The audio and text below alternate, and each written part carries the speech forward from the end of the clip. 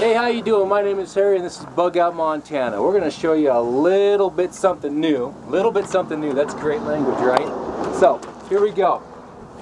This here is our little Bug Out mobile. It's a 1976 Mack truck.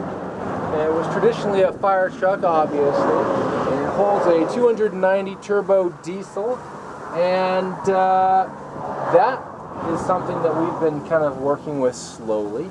We've been adding to and slowly kind of working to where it is right now. We're going to put a lot of new stuff on it too. So let us start by showing you the cab. So the cab is all analog and it's quite fun to drive. It's got the 5 high, 5 low gearing system. It has lots of bells and whistles and switches and stuff that you got to get used to. But other than that, very roomy when it comes to driving on the upper part. Not so roomy towards the legs and everything. But, you know, we deal with it. Let's hit the back area here. This back area here is kind of cool because it'll sit 4 people in the back comfortably, very comfortably. And the kids love it. They really do. Put a lot of equipment back here. Here are the battery containers here. There's 2 here and 2 on the other side. It takes a lot of juice to get this thing going and keep it going. So eventually down the road we're talking about solar panels in order to trickle charge the batteries there. Oh, actually, let's open up these compartments. So while I'm up here, let's show you the water tank here. This is a 350-gallon water tank. And the cool thing about this is we can fill this up and have 350 gallons wherever we go. The top here is made so that it can come off and we can get our hands down there and scrub it out, keep it nice and clean. This spigot here, gravity fed. You're not going to be pushing a lot of water, so obviously we're not putting out any fires. But for cleaning and for washing our hands, if you want to rinse off after we swim in the lake, or if we need to eat some food, it's perfect. Alright, so this here, obviously I don't have the handles on it yet, but this is the back compartment. This used to be where the pump was. We had to take the pump out. We had to put the 1/4-inch steel along the bottom. We had to seal it all up and all that kind of stuff. So it was quite the task.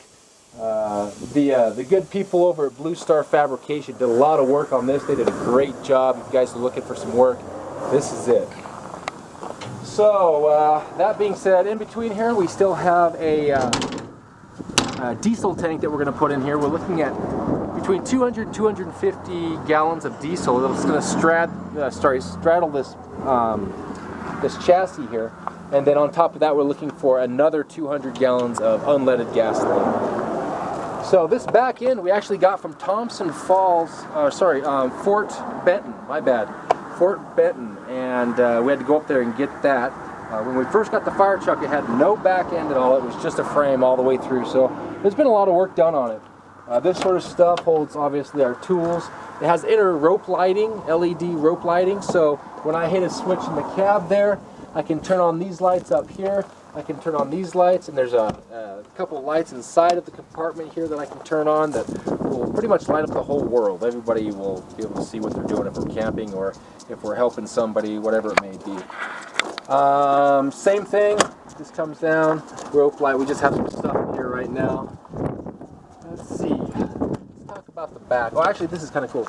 The ventilations back here are made for generators, so you can put a generator in there and it doesn't starve itself out.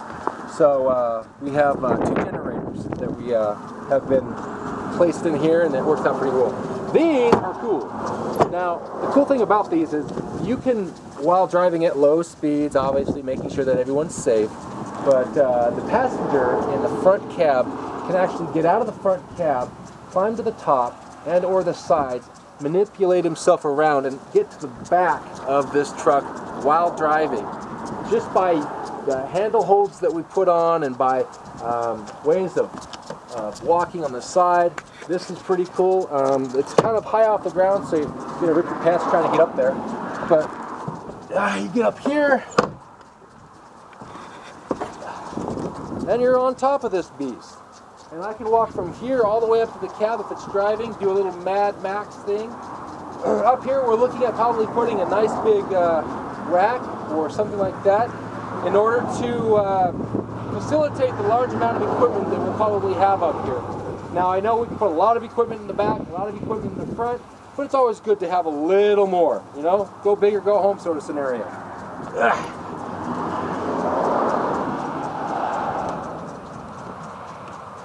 Ninja! Alright, so let's take a look at this back area. This is kind of cool. Obviously high up off the ground.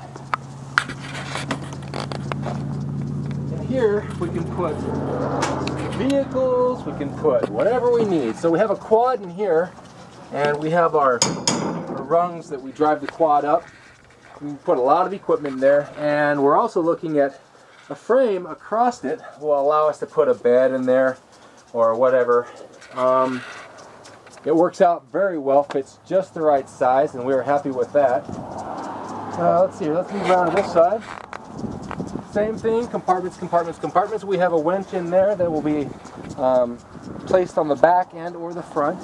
This is the same idea. This opens up here, and this being open, we have our air here. And I can take this out 50 feet plus and do a couple things with it. It runs our pneumatic tools, but it also allows us to lower the air pressure in our tires if we're in different scenarios, and obviously put air back into our tires.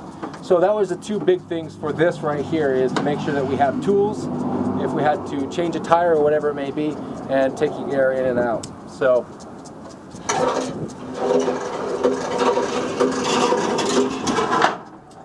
this is just a quick little stove we've had here. Here's a sink for the water. It's going to be gravity fed into the sink and then drain out the bottom here, which is super nice for, you know, little camp trips and stuff. This stuff may change, but for right now it's just there to help out, facilitate the family sort of thing. This side, once again, it just goes all the way through, holds a lot of people, good stuff. The cab over, so the engine is underneath. This is where your passenger's going to sit. Not a lot of room in the leg department, but a lot of room up towards the shoulder area. You can throw your hands around. You can probably even facilitate a rifle somewhere in there. And the front, we're looking at getting a huge bumper, something that we could push cars out of the way if we had to, or just the lazy cow that doesn't want to move fast enough. So there you have it. There's kind of our little project here at Bug Out, Montana, the Mack Bug Out. We call it Big Mac, or I don't know. You know what? Here's an idea. How about you give us an idea of what to call it? We haven't officially named it yet, so if you have some good ideas, please let us know. I'm Harry. This is Bug Out, Montana. Wishing you a great day.